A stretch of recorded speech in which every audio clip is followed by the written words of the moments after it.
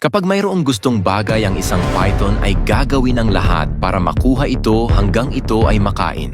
Kaya naman wag na wag mo silang gambalahin kung ayaw mong ikaw ang maging target nila sa kanilang hapunan. Kaya naman narito ang mga hayop na nakialam sa gustong gawin ng isang python.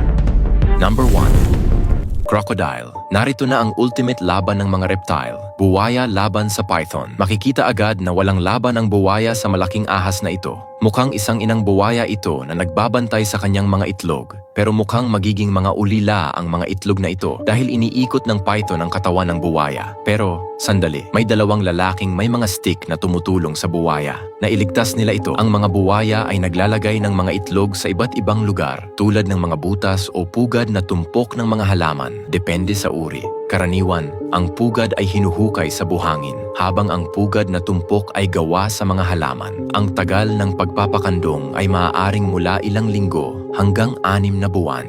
Ang mga batang buwaya ay nagsisimulang tumili habang nasa loob ng kanilang mga itlog at sa oras ng paglabas, may egg tooth sila, isang matigas na bahagi ng balat sa dulo ng kanilang mga ilong na tumutulong sa kanila na durugin ang shell. Kapag narinig ng ina ang mga tili, karaniwan niyang hinuhukay ang pugad at dahan-dahang inilalabas ang mga itlog sa kanyang bibig. Pinapaikot upang matulungan ang proseso. Kadalasan, dadalhin niya ang mga batang buwaya sa tubig gamit ang kanyang bibig. Dahil sa tulong ng mga lalaking ito, nabigyan ng pangalawang pagkakataon ang mga batang buwaya. Sa kabilang banda, ang python sa kasamaang palad ay kailangang magutom. Number 2. Catfish. Makikita sa clip na ito kung anong nangyari nang magkamali ang isang catfish sa pakikialam sa isang ahas. Isang sobrang malas na desisyon para sa catfish. Sana ay tulad ng mga pusa ang mga catfish at may siyam na buhay. At sana sa susunod ay mas maganda ang mga desisyon ng catfish sa buhay. Ang ahas na ito ay kumagat sa catfish at hindi tinigilan.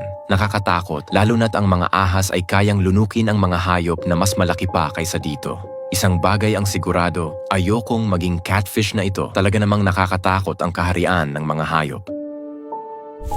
Number 3. Cobra.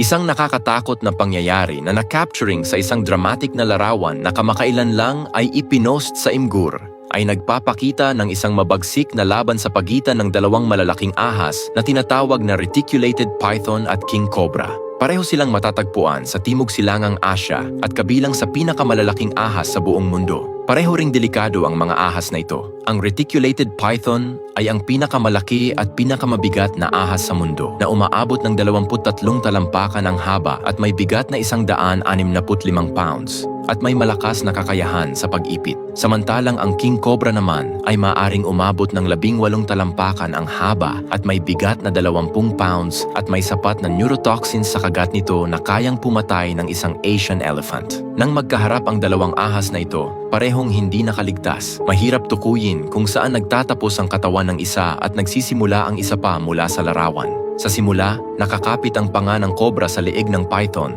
habang ang katawan ng python na may diamond pattern ay mahigpit na nakabalot sa leeg at itaas na bahagi ng katawan ng cobra. Ang cobra na kumakain ng ibang mga ahas, marahil ay inatake ang python para gawing pagkain, ngunit ito ay isang hayop na hindi madaling matalo. Sa huli, isang malungkot na katapusan para sa parehong ahas ang nangyari. Number 4. Dog.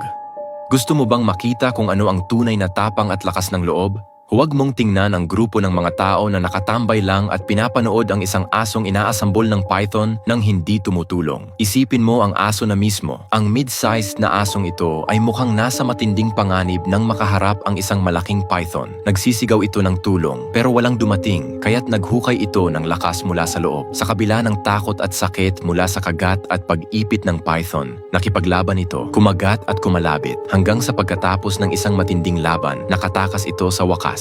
Walang respeto sa mga tao na nakatambay lang at walang ginagawa, pero ganoon ang isang aso. Kapag may alaga kang ganoong tapang, wala kang dapat ikatakot. Sa kasamaang palad, ang mga python ay maaaring maging seryosong banta sa mga alagaang aso sa ilang bahagi ng mundo. Karaniwang kumakain ng scrub pythons ng mga wild animals tulad ng wallabies, isang mas maliit na kamag-anak ng kangaroo. Pero sa mga urban na lugar, maaari nilang gawing biktima ang mga alaga. Ayon kay Stuart Douglas, may-ari ng Australian Venom Zoo sa Coronda, maaaring mangyari ito.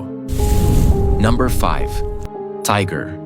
Balik tayo sa mga wild na hayop at tiyak ikatutuwa mong marinig na ang titulong pinag-uusapan natin ay ang makapangyarihang tiger. Sigurado, isang tiger ay malakas at mahirap talunin ng isang python, pero ayon sa isang nakakabilib na lumang footage, tila kaya talagang harapin ng python si Shere Khan at sa laban na ito, tila pantay lang ang laban. Ang mga python ay kayang mag-apply ng 7 PSI ng pressure sa isang patay na hayop at kapag buhay, dagdagan pa ito ng pressure mula sa kanilang mga baga. Kaya't ito ay sapat na lakas upang paguhuin ang anumang organo sa loob ng katawan. Safe ito kung ang tiger ay matalino at nakatutok sa leeg ng python. Dahil kung hindi, malamang ito na ang magiging huling laban ng tiger. Ang mga python ay sapat na agile sa paligid ng kanilang leeg at minsan ay sinasadya nilang ilantad ito upang maipitin ang kanilang biktima sa kanilang tiyan na siyang pinakamahina nilang bahagi dahil sa kanilang criss-cross na pattern sa balat na mahirap teryentahin ng mga pangil ng tiger. Sa puntong ito, nagiging mas magaling ang python. Kaya sa tulong ng isang ambush, maaaring manalo ang python laban sa isang tiger. Kaya naman, isang kamangha-manghang ahas talaga ang python.